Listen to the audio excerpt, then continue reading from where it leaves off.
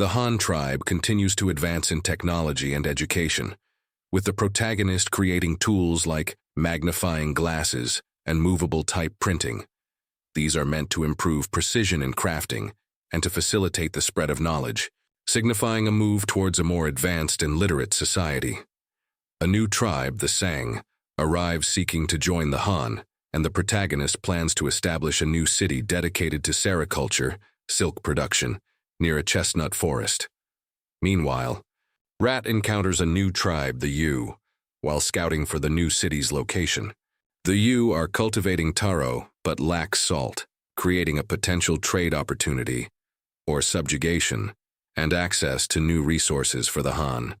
The episode sets the stage for further expansion and integration of new tribes, as well as potential conflict, hinging on the outcomes of the new city's construction and the Han's relationship with the Yu and control of the salt trade.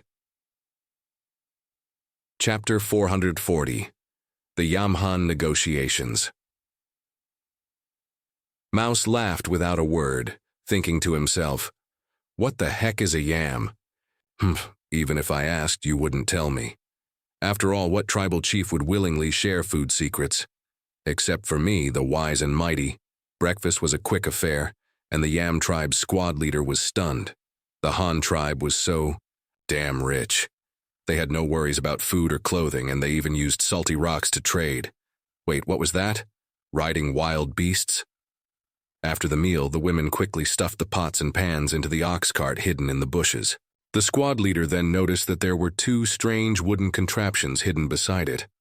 What shocked him even more was that the Han tribe people had somehow led out several giant wild beasts, which were docile and obedient, allowing people to ride them and pulling the two big wooden lumps. Mouse nimbly leapt onto a horse, looking down from above.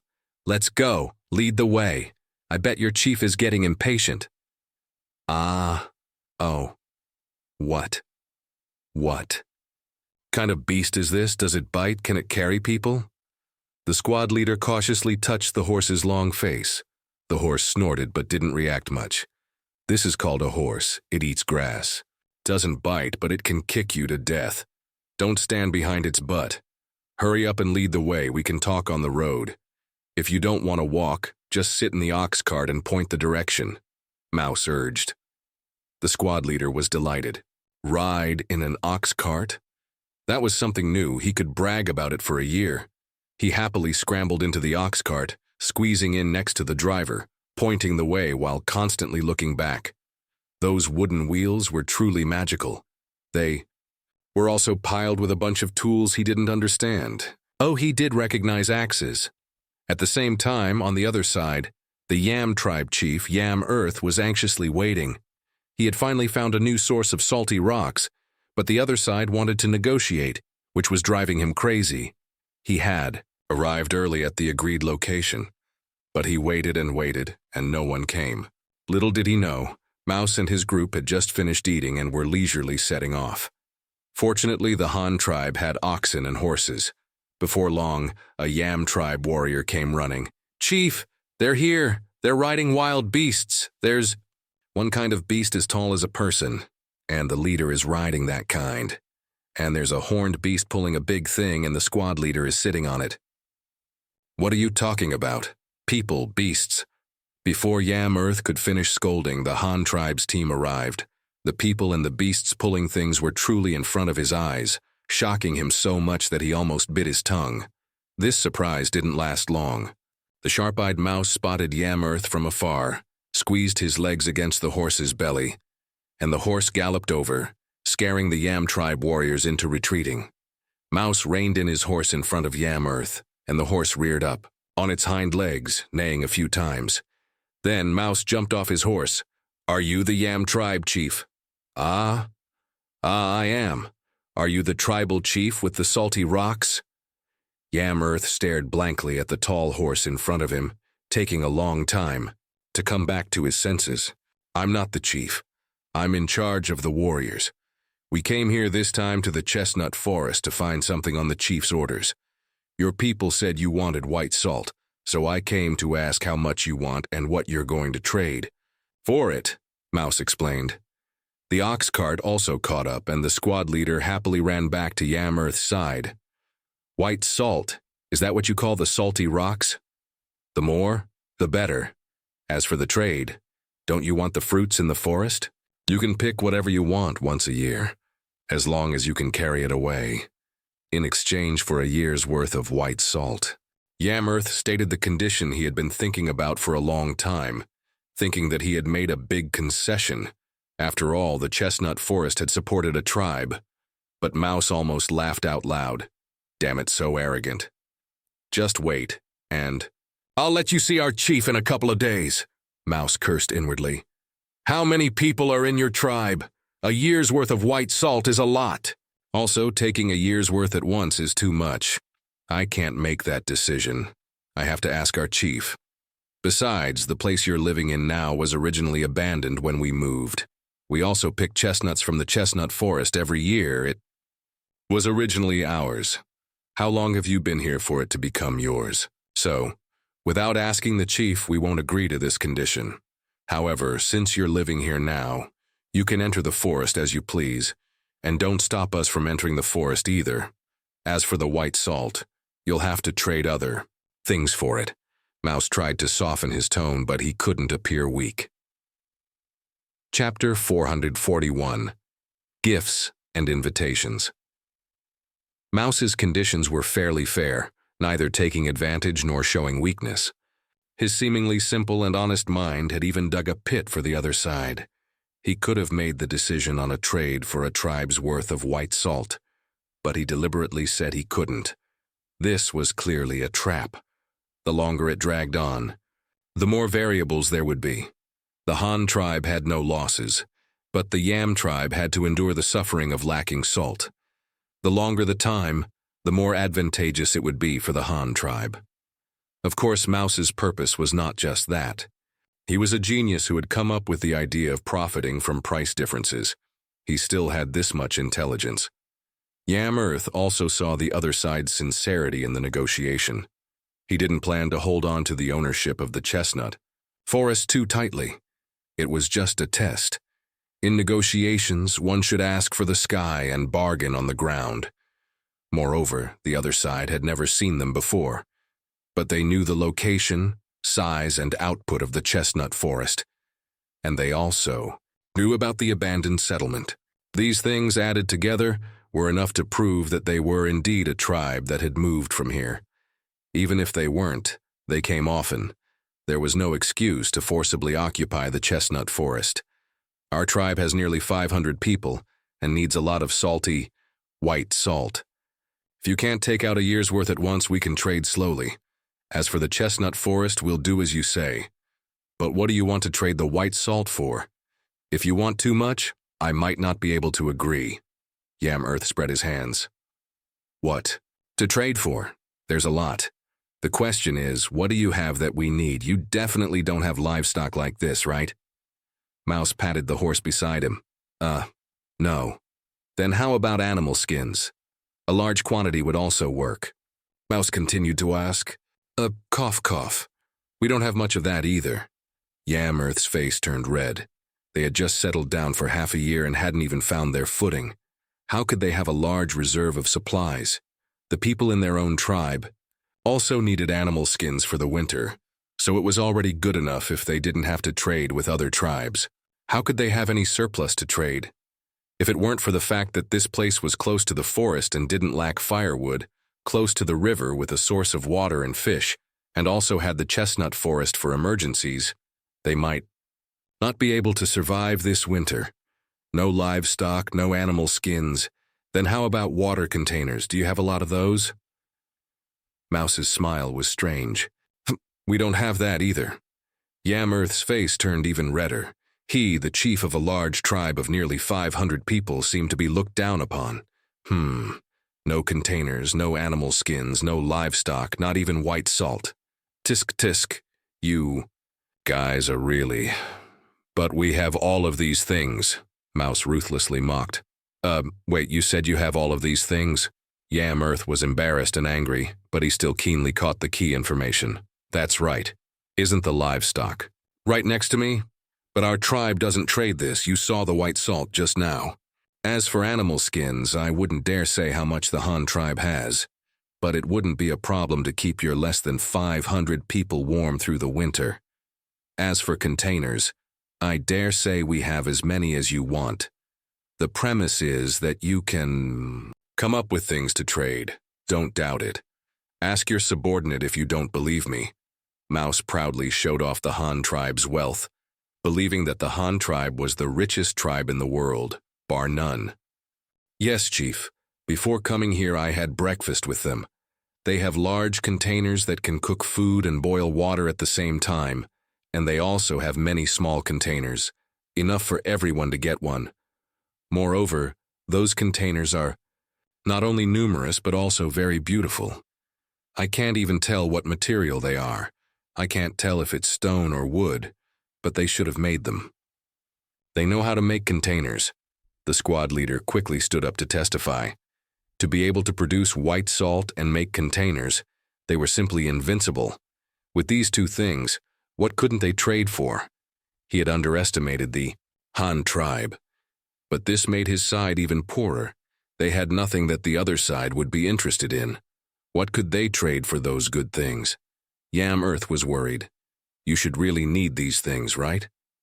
But you don't have anything to trade, except that you have quite a few people. Or how about this? I have an idea. You don't have to take anything out. You can trade for containers and white salt, and even animal skins, or this kind of cloth I'm wearing. I wonder if you're interested. Mouse began to reel in his line. Trade without taking anything out. Use people to trade. That won't do. Yam Earth became vigilant. Oh, not really. You have so many people. It just so happens that our tribe needs people to work. As long as you're willing to help us work, we'll give you things. For example, helping us build houses. One person working one day gets some white salt or other things such as water containers, cloth and animal skins for making clothes, etc. Moreover, these people will still be from your tribe. You can do whatever you want with them. Anyway, if they help us work, we'll give them things. If they don't work, they get nothing. What do you think? Mouse once again used the method of recruiting workers. But this time, his purpose was not just to recruit workers. He wanted the other side to directly submit and join the Han tribe. Concluding a commercial partnership and being absorbed into the tribe were only a step away, but the merits were vastly different. From the beginning, Mouse had never just wanted to talk business. He was just luring the other side into a trap step by step. Sure enough, this plan of getting something for nothing, being able to trade for a large amount of supplies just by selling labor, was fatally attractive to Yam Earth. It was too simple. Just helping build houses and other small tasks could be exchanged for a large amount of supplies. This was definitely taking advantage of a big deal. In primitive times, what was the least valuable thing? Labor. Sometimes warriors would work themselves to death all day long and not necessarily get any prey. But what if they could obtain stable supplies just by using their strength? If Mouse hadn't said it himself, Yam Earth wouldn't have even dared to think about it. The person who could say these words was either an idiot or had so many supplies that they didn't know where to put them. But this small chieftain of the Han tribe didn't look like an idiot, so Yam Earth was excited. Then how many people do you need? What kind of work will they do? Also, how will you give us the things you promised? Will you give them out one day at a time? Or will you give them out after they've finished all the work? Yam Earth quickly asked. Don't worry, I can't tell you what they'll be doing right now. Because you need too much white salt, the chief won't agree, so even if I told you, it wouldn't be of any use. Or how about this, our tribe isn't far from here, just a day or two's journey. I now formally represent the Han tribe and invite the Yam tribe chief to be a guest in our tribe. At that time, you can meet our chief and talk to him again. Oh, right. To express our sincerity, please accept this gift from the Han tribe. Someone bring 10 bowls. Bring over half of the remaining bag of salt. I want to give it to the Yam tribe as a gift. Mouse shouted loudly. Chapter 442. Mission accomplished. The Han tribe's warriors quickly brought the things. 10 large white porcelain bowls and a little over half a bag of white salt. Adding the small bag they had taken away before, this gift was already quite luxurious in Yam Earth's eyes. He hadn't expected Mouse to be so generous before the trade had even been agreed upon. He didn't know that this was nothing to the Han tribe at all.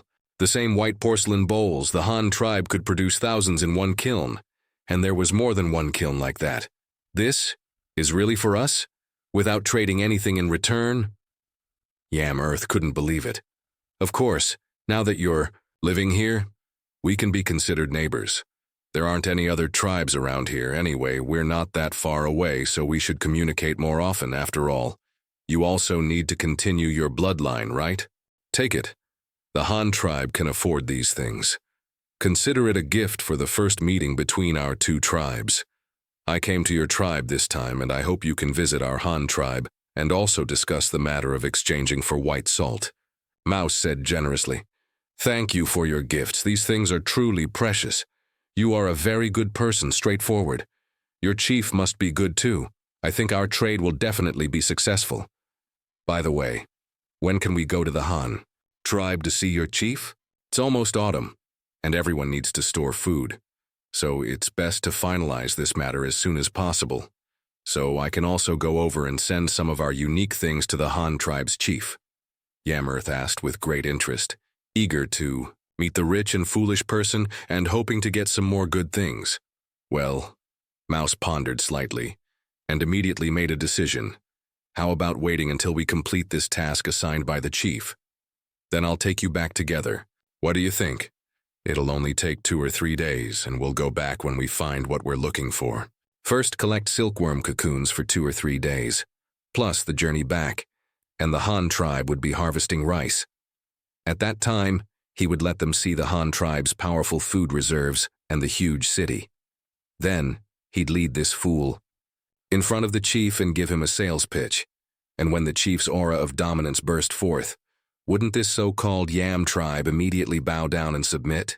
Then, as the originator of the whole thing, he would be the well-deserved #1 contributor, Mouse thought fantasizingly. That no problem. We can prepare some gifts. Since we are neighbors, you can set up a camp near our tribe these few days. It's near a water source there, which would be more convenient, and it would also increase communication. Seeing that Mouse of the Han tribe was so easy to talk to, Yam Earth didn't want to strain the relationship. After all, they had already given gifts and there was a long-term supply of goods to be negotiated, so they should give some trust. To be honest, he hadn't dared to take them to his own tribe to discuss the meeting. But the Han tribe had invited them to visit the Han tribe at their first meeting. The comparison made Yam Earth feel embarrassed, and he had already lost a head in terms of imposing manner alone. That's great. But don't worry, Chief Yam. We brought our own food and won't cause you too much trouble. Hearing the other party's invitation, Mouse immediately seized the opportunity. The task of collecting silkworm cocoons that the chief assigned wasn't for him. It was for Sang-Chu. His main task was to select the site to build the city. And the only place nearby with a water source and a large open space was near the original Chestnut tribe's settlement. If he couldn't go over there, how could he complete the task you assigned? He had patted his chest and guaranteed it in front of the chief back then. The following things then went smoothly. The Yam tribe's settlement was located south of the open space in the forest that Mouse had envisioned, at the intersection of the Chestnut forest and the grassland. Mouse and his group then set up camp in the center of the open space, not far from the Yam tribe, and not interfering with each other, which was perfect for surveying the terrain. Although Yam Earth repeatedly invited Mouse to visit their settlement, Mouse didn't agree. The current mission progress had already been delayed because of the Yam tribe, and he had to hurry. After arriving at the camp, Mouse ordered people to unload the things from the carts and set up camp on the spot. Then, he sent half of the warriors to drive the carts and escort Sang-Chu and the others to the Chestnut forest to find silkworm cocoons. Mouse himself then took the remaining people to survey the terrain. For this mission, Mouse had also specifically applied for 2 compasses to measure directions. Then he and several warriors pulled a soft ruler made of thin hemp rope to measure. First, they measured the distance to the river, and then they measured out a square open space with sides of 1,000 meters. They also needed to reserve the width of the moat around the city and determine where it would be more convenient to draw water from. Especially the last point, the course of the artificial river was related to the transformation of the rice paddies, and the amount of rice paddies that could be transformed was the key to grain production. Therefore, repeated measurement work became Mouse's task. Several people rode horses back and forth, making a mark with a flag on the ground each time they measured, and then recording it on the white paper given by the chief to draw a simple sketch, which they would take back to show the chief. People from the Yam tribe also noticed Mouse and his group's unusual behavior, but they didn't know what they were doing. Moreover, since they didn't go to their settlement and fields to cause trouble, they didn't care. But the other side, Sangchu and her group, was different. They were going to find the silkworm cocoons that the chief had mentioned, but the Yam tribe thought they were collecting chestnuts. They even pulled 2 big carts in. How many chestnuts were they going to collect? In order to prevent the Han tribe from picking all the chestnuts at once, Yam Earth quickly sent the women from his tribe to rush to harvest the chestnuts. In order to supervise the Han tribe's group, he even ordered the collecting team to accompany the Han tribe and collect as much as possible ahead of them. However, after just 1 day of contact, they realized that something was wrong. This group from the Han tribe didn't pick a single chestnut. Instead, they were looking for bugs on the trees everywhere. And sure enough, in the afternoon, they found a kind of large green fleshy worm, as well as some cocoons formed by fleshy worms. After finding the chestnut silkworms the chief had mentioned, Sangchu was also very happy, at least proving that the chief hadn't lied. And this kind of thing did exist. Moreover, the chestnut silkworm cocoons were different from mulberry silkworm cocoons, in that the chestnut silkworm cocoons had a good luster and could reflect light. If they could be made into cloth, it would definitely be better than mulberry silk. Moreover, with these chestnut silkworms, they could be considered to have completely established themselves in the Han tribe and wouldn't have to worry about being randomly assigned because they didn't have any contributions. Batches of silkworm cocoons were collected, loaded onto the carts, and transported back to the camp. Then they were blanched in boiling water in a large cooking pot and dried. This was done for 3 days. The tasks of collecting and surveying that Mouse and his group were doing were also almost completed. Wild silkworm cocoons were not uncommon in the chestnut forest, and quite a few were collected in 3 days, adding up to 5 or 6 baskets, which had already undergone preliminary processing to kill the silkworm pupae, ensuring that they would never come out again. Mouse had also roughly surveyed the terrain, which basically met your requirements. Even the places that didn't meet the requirements, they had found ways to fix them. Now that the appointed day had arrived, they were finally packing up to go home, taking that Yam Earth guy to the Hanyang city to broaden his horizons. Chapter 3 Yam Earth's Encounters. Mouse and his group returned with all the same people, but 11 more had been added to the team. The Yam tribe's chief, Yam Earth, and his 10 guards. The team of less than 100 people advanced on the road back to Hanyang City. The road back was easier to travel than the road they had taken coming, as the newly cleared grass and trees had not yet had time to grow back. Mouse still rode his tall horse in the lead. Yam Earth, as a guest, didn't have a horse to ride, and he didn't know how to ride either. In order to show his different status, he sat in the ox cart at the back. You didn't collect chestnuts, but you got these things. Are these very useful? What can they be used for? Yam Earth sat in the cart, took a handful of cocoons from the bamboo basket beside him, and asked Sangchu, who was also sitting in the cart, curiously. Weaving cloth, making clothes. Sangchu's answer was very concise. She herself didn't know many Chinese nouns, so she still had to rely on gestures to communicate with Yam Earth. Yam Earth didn't ask any more questions. He really couldn't associate these cocoons with the clothes made of animal skins. If this was the kind of thing Mouse was wearing, it didn't look like it. This Han tribe was indeed very strange. It seemed to have many amazing technologies, well, like the water containers and white salt. The team first traveled north from the forest, and when they reached a dirt road full of ruts, they turned west again. Yam Earth knew that the river was in that direction.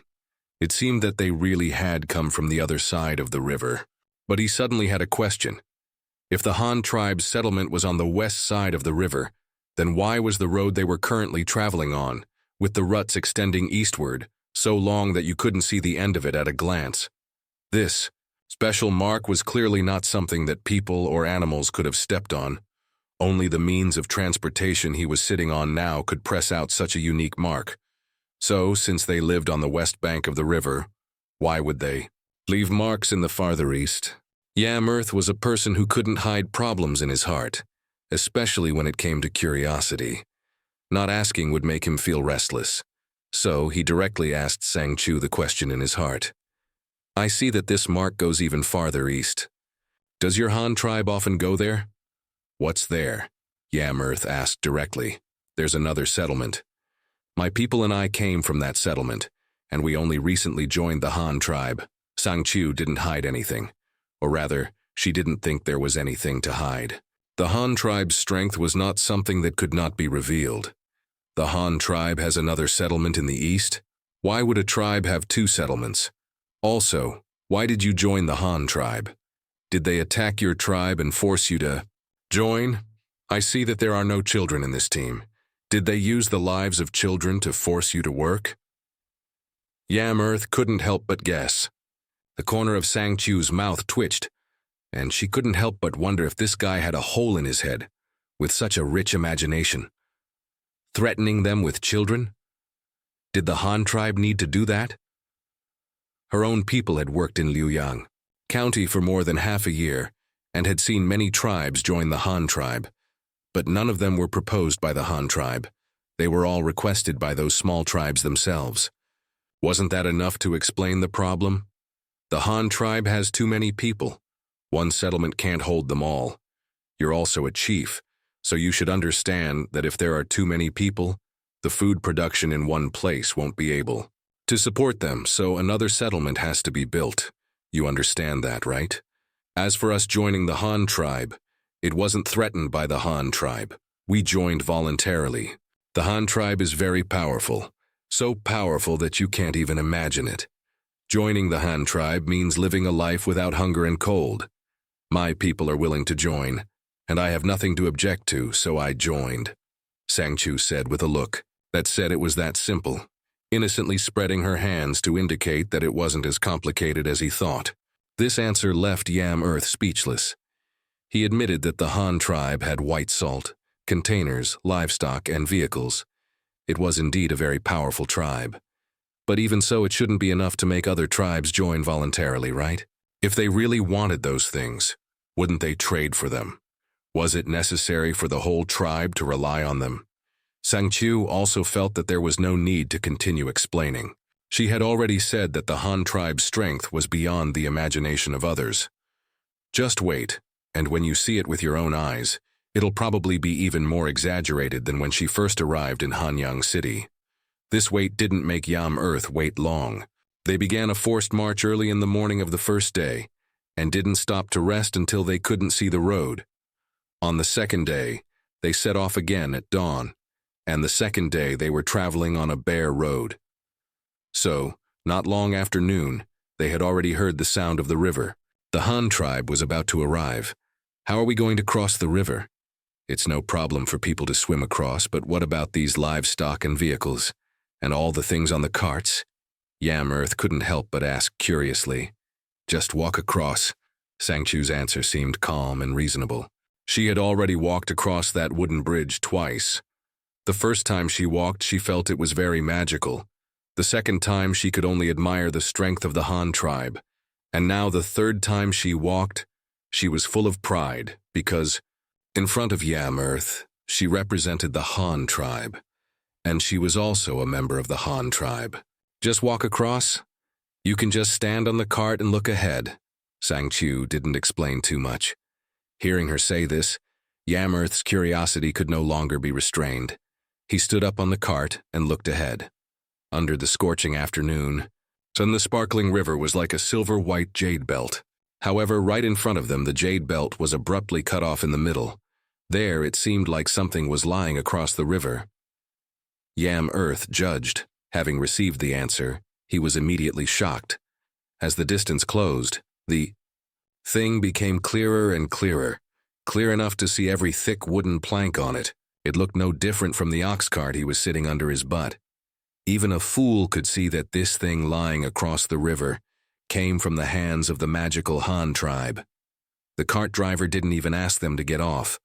They simply drove the ox cart directly across the wooden bridge, easily crossing the river.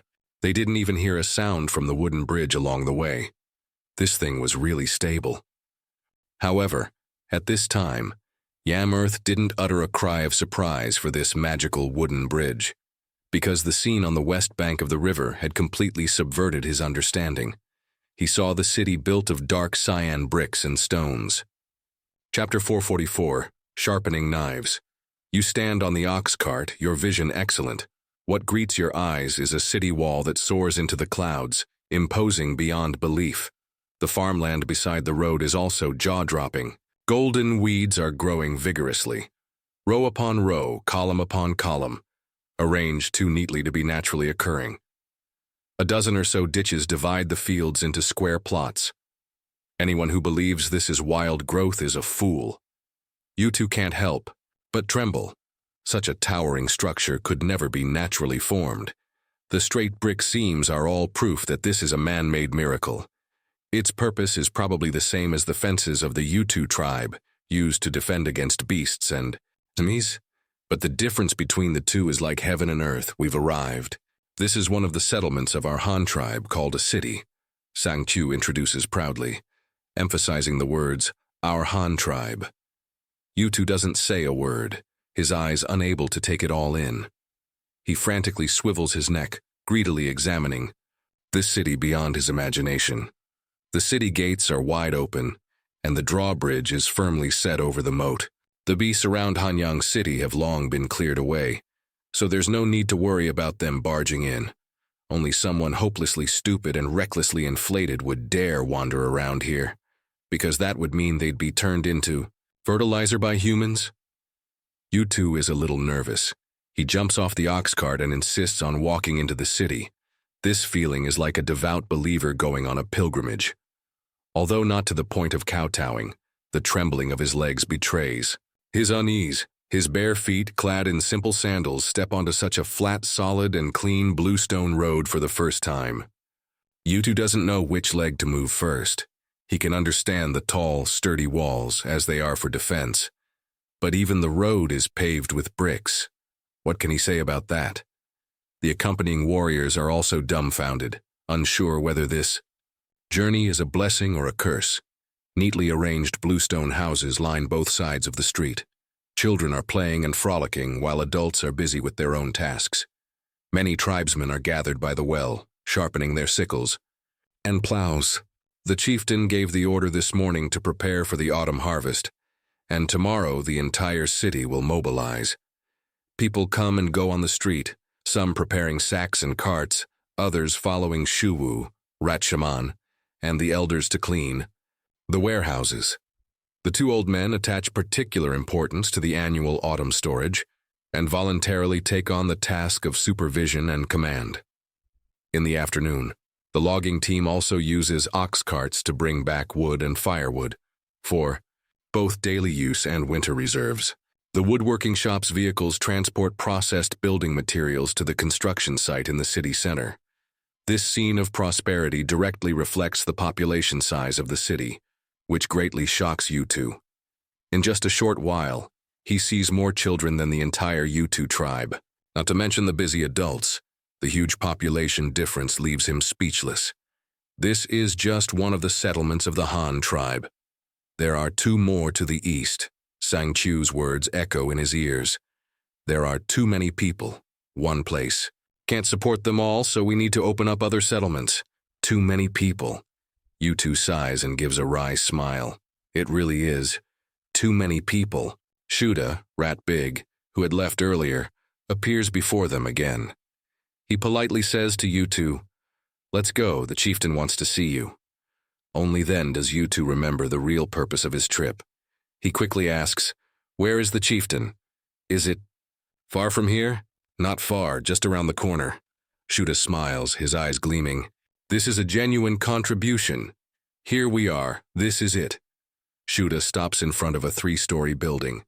"But you can only bring 2 warriors carrying gifts, and you can't bring any weapons." Yutu looks at the building in front of him, taller than the city wall, and is completely dumbfounded. This is where the Han tribe chieftain lives? Chapter 445. Next door to your house. This 3-story bluestone apartment building is unique in itself.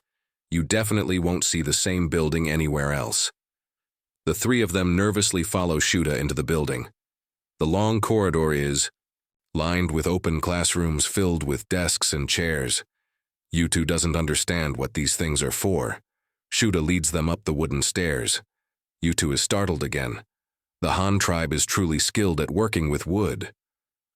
After finally reaching the 3rd floor, there's another long corridor. This time there are people busy in the rooms on both sides. Shuda takes them to a spacious classroom and knocks on the door. The room is filled with desks and benches. A young man who looks like he's just come of age sits on a platform at the front. He wears a golden hair ornament and a long white robe. The man smiles and asks, "Are you the chieftain of the Yutu tribe? I heard you want to trade some white salt and containers from our tribe." Naturally, you wouldn't use gestures to communicate with the chieftain of a small tribe. It would be beneath you. You speak in Chinese, which Shuda translates. "Yes, Han." "Tribe chieftain. Thank you for the gifts you sent to our tribe. This is a unique food of our Yutu tribe, a gift for you to taste," Yutu says politely. "When you're under someone else's roof, you have to bow your head. Moreover, he has personally witnessed the power of the Han tribe, and can only pray that they are so rich and powerful that they won't look down on his tribe's meager possessions." "Oh, there are gifts?" You immediately become interested. The Yutu tribe warriors quickly place the gifts on the ground. It's taro, round and large and washed clean. This is taro. You can't help but exclaim, this is a godlike tool comparable to potatoes. 1 taro is the size of an adult man's fist, weighing at least a pound or 2. Although you don't like to eat the stuff, you know something about this kind of root crop, and that is high yield. Modern taro can yield at least 3,000 jin, approximately 1,500 ki per mu, approximately 0.16 acres, and often more than 6,000 jin, 3,000 ki. If a mu of land is entirely planted with taro like this, it will yield at least $4,000 jin, $2,000 kilos. That's almost equivalent to 5 mu of rice paddies. Although taro is not as popular as potatoes, it can still be considered a staple food. The starch content is substantial and it can really fill your stomach. Even if it can't completely replace rice, it can be a lifesaver in times of disaster and famine. You pick up a taro and weigh it in your hand, feeling extremely excited, but your expression remains calm. Now is not the time to get excited. Taking the Yutu tribe is the real business. I like your gifts very much and I accept them on behalf of the Han tribe. Now let's talk about the trade, you say, pretending not to care and tossing the taro back into the basket, returning the conversation to the main topic. The Han chieftain is straightforward. We came here for this very reason. Captain Shu told us that as long as our tribe helps the Han tribe build houses, we can exchange for white salt and other good things, such as animal skins and containers. Yutu gets straight to the point. Of course we've done this kind of thing before. You've spoken to the clan leader of the Sang clan, right? They got to know our Han tribe because they worked for us. You nod affirmatively. What kind of work do we need to do for the Han tribe? Is it just building houses? Where will we build them? If it's here in the Han tribe, we probably can't come, it's too far. Yutu continues to ask. Hey, it's not far, definitely not far, because the place where we're building the houses is right next to your current settlement. You reveal a triumphant smile.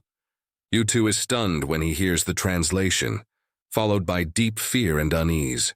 Han tribe chieftain, what do you mean by this? Next to our settlement? Are you planning to annex our tribe? U2 asks, trembling. Chapter 446. The Past of the U2 Tribe. Of course not. It wouldn't be so troublesome to annex you. If I wanted to, I could just mobilize all my tribesmen once.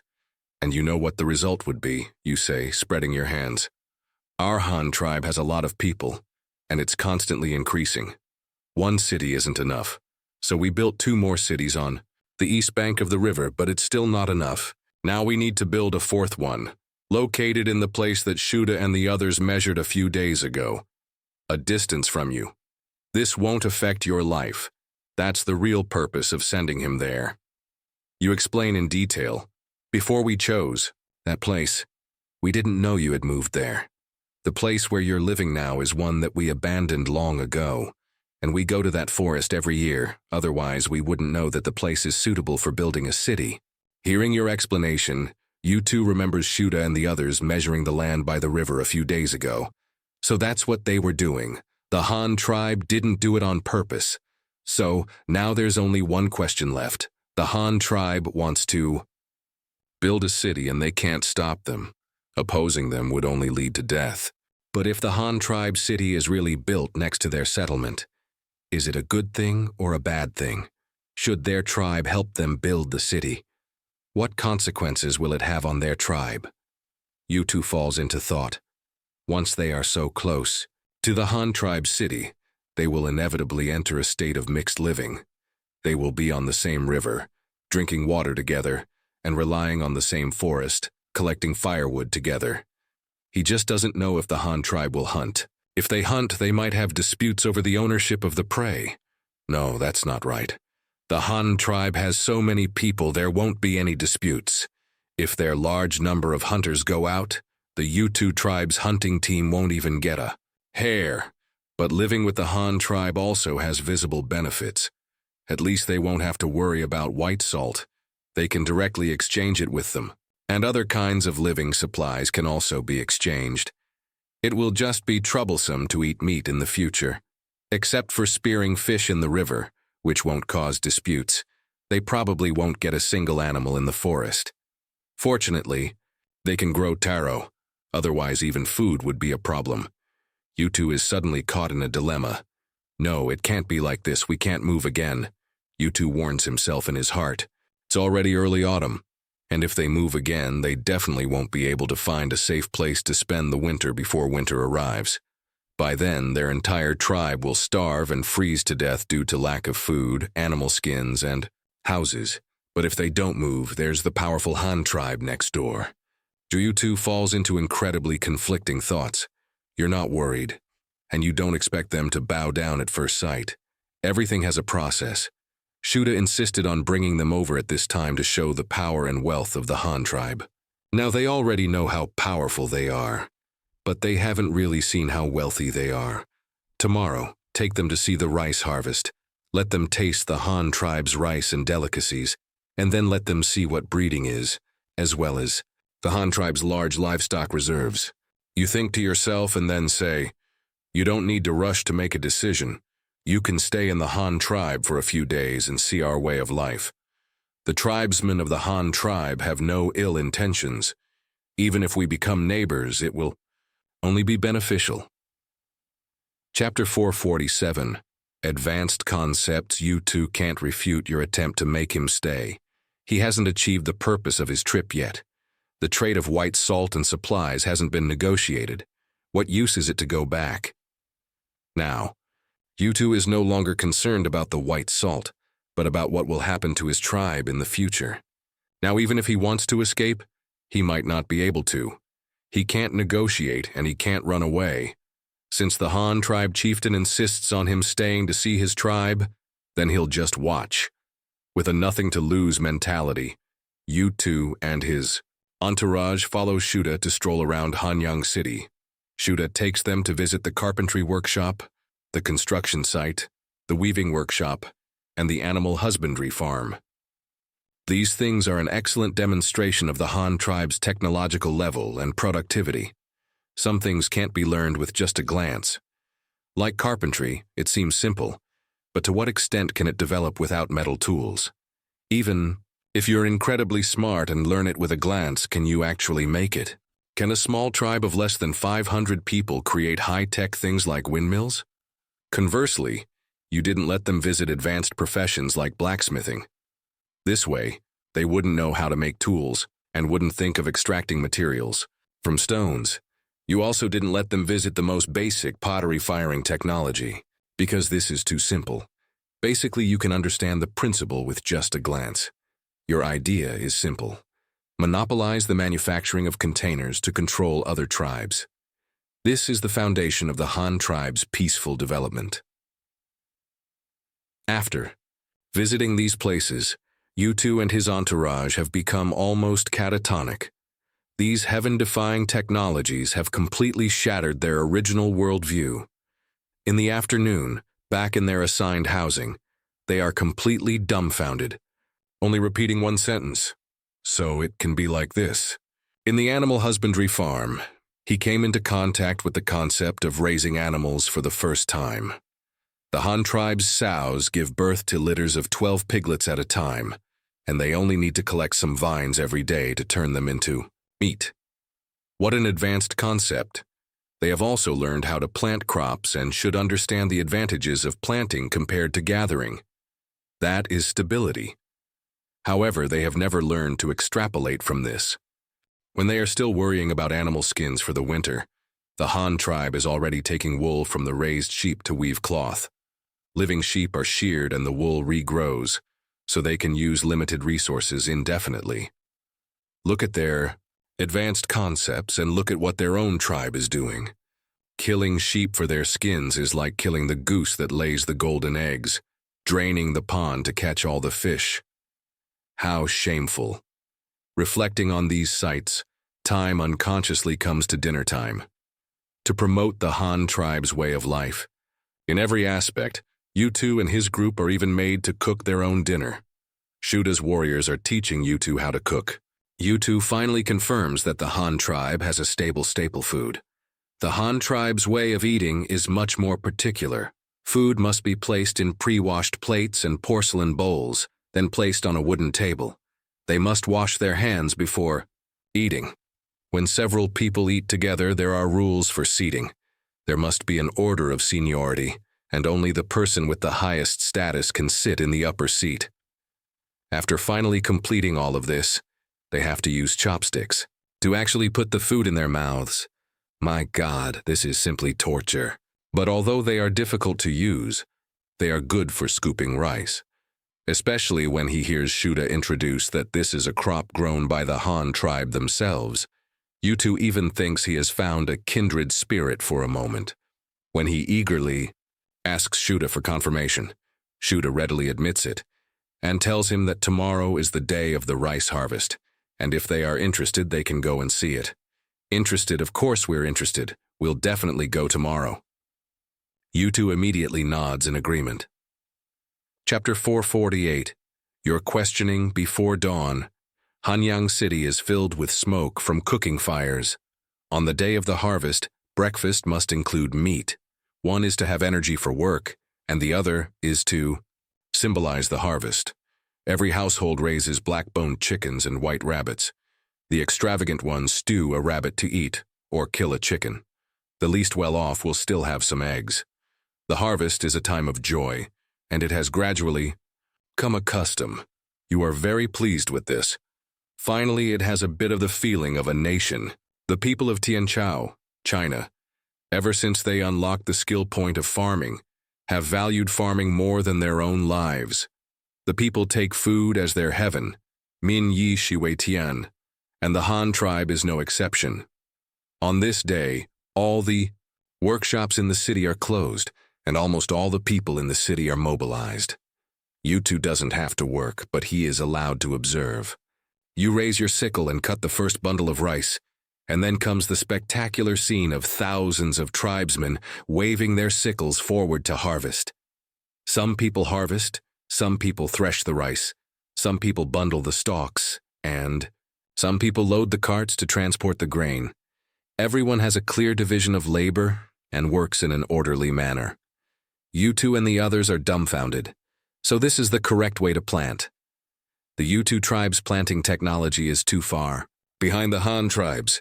Following the grain transport convoy back to the city, the grain is poured out onto the streets in bluestone squares, leveled with rakes, and spread evenly to dry.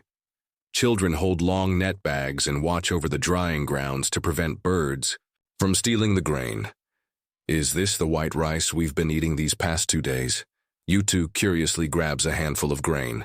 That's right, but it has to be husked after it's dried. The outer skin has to be crushed and separated, and what's left is the white rice we eat, you explain. Will the new city the Han tribe is building next to us also plant this rice? U2 asks again. Of course, this is one of the main grains of our Han tribe. That place is close to the river, which makes it easy to transform into paddy fields, so of course we will focus on planting rice. But we also have many other crops, which are also good grains, and can also be used as staple foods, but most of them don't have the yield of rice. U2 doesn't ask any more questions. Although he has only been in Hanyang City for less than 2 days, he has been shocked into numbness. The Han tribe has far surpassed them in terms of planting crops. Thinking of the food he ate last night, and looking at himself, forget it, he can't compare. Then the Han tribe's new city will definitely need a lot of land to plant rice, so it's very likely that it will extend to our settlement, U2 says helplessly. You don't answer immediately. To say no would be lying. The Ruyang County seat that you designed is 5 times the size of Hanyang City. To ensure the food supply for tens of thousands of people, you need at least tens of thousands of mahov land. The place that Shuda chose is so close to the U2 tribe, it's hard to believe that there will be no impact. So it's really like this. Han Chieftain, is your ultimate goal still to annex our tribe? U2 can't help but smile bitterly. In the end, this is still the result. No, I never force other tribes to join. I have ways to make them actively join the Han tribe, including you too. You can think I'm overbearing, and I admit that. But I'm also doing it for the good of your tribesmen, aren't I? You can't refute that. You simply admit it. Why? U2 asks unwillingly. I know you might not think so, but that's the fact. Take your tribe, for example. What future is there in living alone with you as the chieftain? You can't even protect your own salt fields, and more than 200 of your tribesmen were killed. Just talking about the standard of living. What do you have? You don't even have enough animal skins for the winter. But as long as you join the Han tribe, you can have the life you've experienced these past 2 days. It's clearly possible to keep your tribesmen away from danger and live a safe and prosperous life. So what will your tribesmen choose? Will they abandon you and join the Han tribe? Or will you lead the entire tribe to join the Han tribe? And if you try to stop them from joining, then you don't deserve to be a chieftain. My tribe is bigger than yours, but I'm also a chieftain. And I know I should let my tribesmen live a better life. I've done it now. I make sure my tribesmen have food to eat, warm clothes and houses and strong walls. What do you have? Chapter 449. The Pioneer Team. What do you have? This question is too direct and too overbearing, but it's better to be direct with these uncivilized savages. They wouldn't understand roundabout talk. You've also met Sang Q, although her tribe isn't as big as yours. She's also a tribal chieftain. Why did she choose to lead her tribesmen to join the Han tribe? It's actually because her tribesmen like the life in the Han tribe. As long as you're not lazy, as long as you're willing to work, you can always fill your stomach and won't go hungry or cold. That's why they chose to join the Han tribe. Just like your life in the Han tribe these past 2 days. Do you think your tribe can do it? But I can. As long as all the tribesmen listen to my orders, I guarantee I can let them live a good life. That's also why so many tribal chiefs are willing to trust me. Of course, you might not be able to figure it out for a while now, and you can't make a decision right away. But it doesn't matter. I won't force any tribe to join the Han tribe, and that goes for you too. I will still fulfill the trade I promised with you. As long as you're willing to work for the Han tribe, all the supplies will be distributed on time. And this is the same whether you join the Han tribe or not. After a few more days, you will naturally understand what I said today. You leave you two alone to stare blankly, and leave. You're not in a hurry. Isn't it the same with other tribes? The Han tribe has developed to this point, taking one step at a time. The people of Hanyang City are no longer the wild men who learned to farm for the first time. This important skill of steadily harvesting food has become proficient through more than 2 years of work. The rice is quickly harvested, packed, and put into storage. The fields outside the city are also cultivated non-stop. The chieftain has given the order to plant another season of lacquer grass before winter comes. Yutu hasn't gone back these past 2 days. Every day, besides eating and drinking, he's been in the Han tribe's fields, constantly watching the Han tribe's planting techniques. The Han tribe already has various supporting tools, as well as systematic planting steps and methods. The Han tribe uses cattle and horses to plow the land, and Yutu deeply feels the difference between him and the Han tribe. He still doesn't plan to agree with you. He himself has experienced the Han tribe's life and prosperity, but his own tribesmen haven't. Even if he wants to get them all to join the Han tribe, some tribesmen will probably disagree. Perhaps, like you said, once they understand the life in the Han tribe, even if he doesn't agree, he probably won't be able to stop those who want to join the Han tribe. That's not bad either, although he would lose his rights as chieftain and have to listen to your command. Life in the Han tribe is indeed comfortable. He's starting to understand what you said. He has also thought these past few days, if he wasn't the chieftain of the Yutu tribe, but an ordinary tribesman, he probably wouldn't want to go back to the hard life anymore. Thinking of this, Yutu seems to have figured it out. He still has to go back and still has to lead his tribesmen. Even if they want to join the Han tribe, they have to wait for his tribesmen to agree. So he leaves.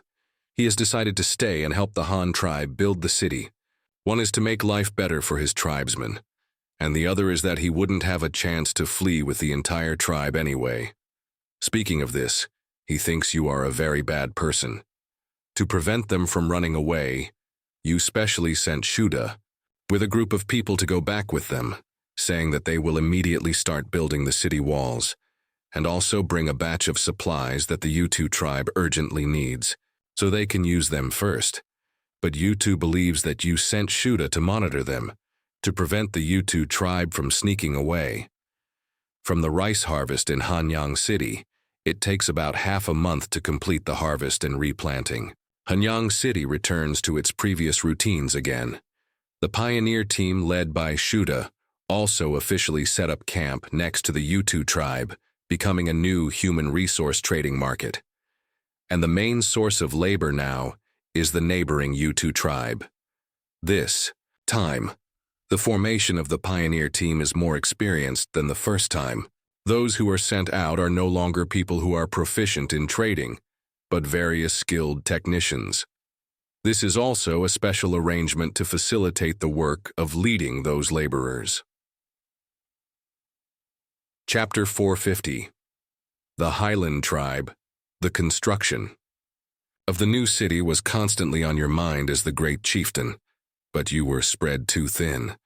Although Ruyang County wasn't as far as Luyang County, a round trip still took several days. You held multiple positions, teaching 4 classes. Your schedule was packed tightly, leaving you truly unable to get away. If you couldn't go, you could at least send news. You firmly believed in Bell's famous saying, "Rivers are the highways of the jungle." Traveling to Ruyang County by land, even at a gallop, would take several hours. But by water, you could arrive instantly, because Ruyang County was also built along a river.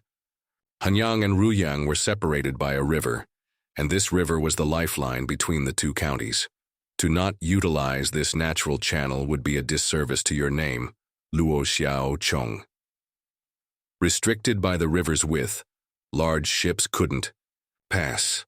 So you ordered the carpentry workshop to build the same type of inland barges as before. Woodbarrel and the others were already skilled, so this task wasn't difficult. After all, an 8-meter-long, 3-meter-wide inland vessel was just a small toy in the world of wooden boats.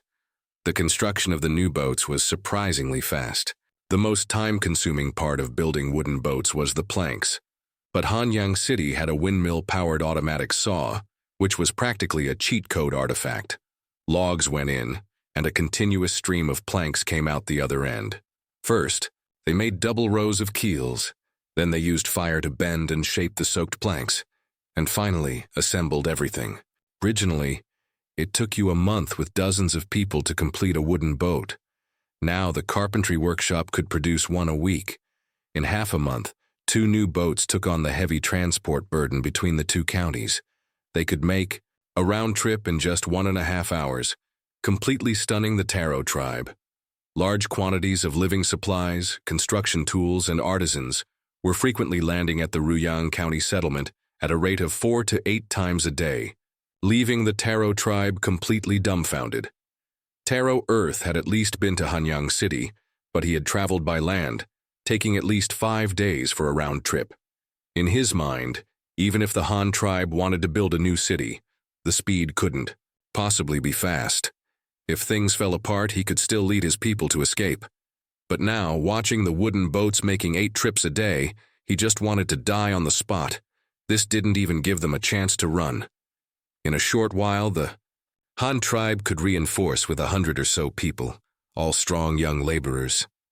Due to the convenience of water transport, the residents of Hanyang City could even take a boat to work in the morning and return home by boat in the evening to spend time with their wives and children, which was a huge boost to the construction. The new city. To facilitate future communication between the 2 places, the Han tribe was still building wooden boats. Anyway, wood was free. The Hanyang City logging team was cutting down trees every day, never stopping. The cut wood couldn't be used immediately. It needed to be air-dried for at least a year. But stockpiling it was fine, since you could never have too much of this stuff. With the development of the Han tribe, it would be useful sooner or later. The construction of Ruyang County was in full swing. The first step was still to dig the river and extract the soil to build kilns and fire bricks.